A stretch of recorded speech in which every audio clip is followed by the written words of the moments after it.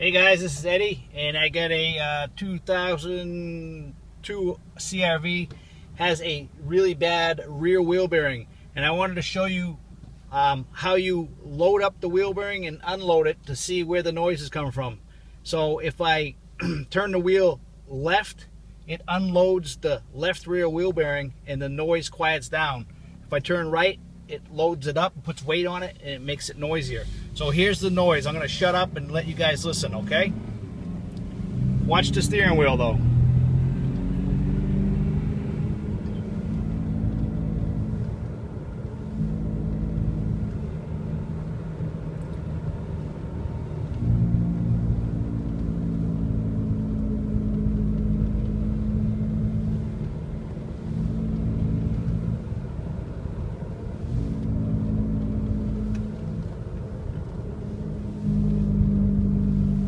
See how when I turn right it goes away? I mean, it loads it up, puts weight on it, so it makes it louder. And I turn left and it goes away.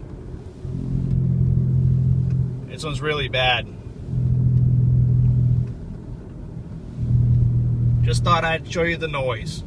Got any questions or comments, leave them in the box below and I'll be happy to answer for you. Thanks.